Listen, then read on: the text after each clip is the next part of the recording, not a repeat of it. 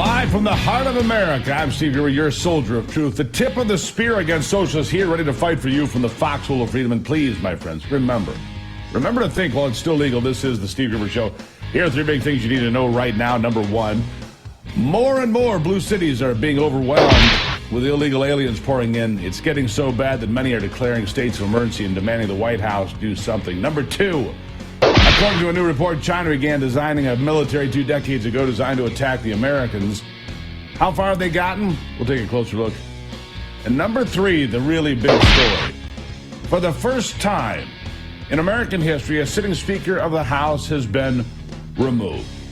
8 Republicans joined all of the Democrats to make Kevin McCarthy the former Speaker of the House. Like I said, it's never happened before. But it leaves a huge question mark of what happens next. Because the outstanding question is this: now that this group of grassroots Republicans has succeeded in dethroning the Republican Speaker, where do we go from here? And where are we headed as a country? First, let me say a couple of things. The 8 Republicans voting to remove McCarthy were right. We have an unsustainable financial path, and we have had massive increases in debt that will at some point shatter this nation with a debt crisis. I've heard my entire life that people in Congress would cut spending and keep things under control, and yet the debt and deficit continue to soar to heights never imagined. They continue to spend money they don't have. They borrow and then give it away, day after day and year after year. And honestly, there does come a day when it all comes to an end. Other complaints were focused on the raging border crisis, huge amounts of money to Ukraine to support the American proxy war with Russia, and the attacks here at home on American energy, among other things. For now, North Carolina Congressman Patrick McHenry is the President pro tem Speaker. He'll step in as the acting Speaker, if you will, until a new person takes the gavel for the rest of the 118th Congress. But nobody seems to know who that might be. But rumors now, political insiders telling me, don't be surprised when Kevin McCarthy doesn't run, because he's not going to. So he's out, right? He's out. Kevin McCarthy, he made that announcement last night inside to the caucus. But they said, don't be surprised if they have a new speaker come Tuesday or Wednesday, right? Tuesday or Wednesday. So how did McHenry get here? Well, he was on a secret list. This is how it works, apparently. That was required by House rules for Kevin McCarthy to provide for possible successors in the event he could not complete his tenure in the job, which is exactly what happened. Democrats, in the meantime, are celebrating the ouster of McCarthy, not because they really care one way or the other, but rather because they're cheering because it inflicts damage and embarrassment on the GOP.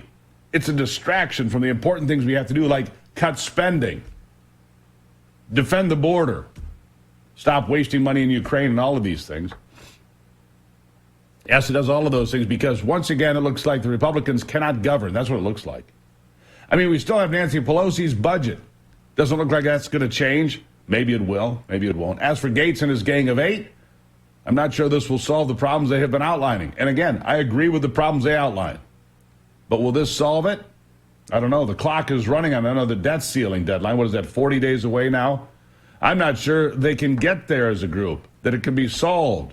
And with no actual speaker, it seems to make the mountain that much higher to climb. And it reminds me of a couple of sayings. Be careful what you wish for. And be careful when you trade the devil you know for the devil you don't. Will this be better for or worse for the Republicans, the House, and the country? Well, the truth is, nobody can say that today. Nobody knows right now. We simply do not know if we're going to be in better shape or worse. But I can tell you this, it is still possible for the underdog to take out Goliath. We saw that. In this case, the establishment political class got hit, and they can do it with a small group of determined people. But I also have a warning for the Democrats. Don't celebrate too much because they're gleeful right now. They went home celebrating. Because right now people are so disenchanted with Joe Biden and the whole Bidenomics scam, they're willing to vote for a tree stump with an R next to their names to root out the socialists in our government. Trust me. And right now, the leading candidate for president continues to be a guy named Donald Trump. And here's something that you should be clear on when it comes to the former president. He's been fairly consistent supporting Kevin McCarthy. He supported him after the 22 midterms in his quest for Speaker. He openly supported him in January to be Speaker. And yesterday on Truth Social, he appeared to be supporting him again when he posted this. Quote, why is it that Republicans are always fighting among themselves? Why aren't they fighting the radical left Democrats who are destroying our country? Doesn't seem like Donald Trump was all in on the removal, but that's where we are. Doesn't matter. So far, I've not seen an official statement from Trump, but I'll keep you posted when I do. Anyway, back to our story of the creatures in the deep, dark swamp and the very public fight they just had. It's time to reflect on some of the things that were said and heard on this very historic day yesterday. Let's start with bite number one. Before the vote, the conversation was heated, to say the least. Here's Matt Gaetz taking on the privileged elite. Listen. And when it comes to how those raise money, I take no lecture on asking patriotic Americans to weigh in and contribute to this fight from those who would grovel and bend knee for the lobbyists and special interests who own our leadership, who have, boo all you want, who have hollowed out this town and have borrowed against the future of our future generations. I'll be happy to fund my political operation through the work of hardworking Americans, $10 and $20 and $30 at a time, and you all keep showing up at the lobbyist fundraisers and see how that goes for you. I reserve. Lobbyists and special interests, they booed. Gaetz was right. The money that flies around, the banking center of the world is New York. And yet, for some reason, a whole lot of people go to D.C. to get rich. Doesn't make sense, does it? Where is all that money coming from? Well, you figure it out. Backroom deals, dirty deals, insider trading, if you will, all of it. And now the question of turning the House into a storm of chaos. Here's what Gaetz said to that. Listen. I don't think voting against Kevin McCarthy is chaos. I think $33 trillion in debt is chaos. I think that facing a $2.2 trillion annual deficit is chaos. I think that not passing single-subject spending bills is chaos. I think the fact that we have been governed in this country since the mid-'90s by continuing resolution and omnibus is chaos. And the way to liberate ourselves from that is a series of reforms to this body that I would hope would outlast Speaker McCarthy's time here, would outlast my time here, and would outlast either of our majorities. Reforms that I have heard some of the most conservative members of this body fight for, and some of the reforms that we've been battling for that I've even heard those in the Democrat caucus say would be worthy and helpful to the House.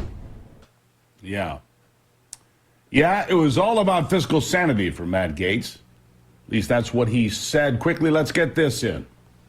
Like understanding what the budget is. We have been out of compliance with budget laws for most of my life, most of many of your lives. And by the way, if we did those things, if we had single subject bills, if we had an understanding on the top line, if we had open amendments, if we had trust and honesty and understanding, there would be times when my conservative colleagues and I would lose, might be a few times when we'd win.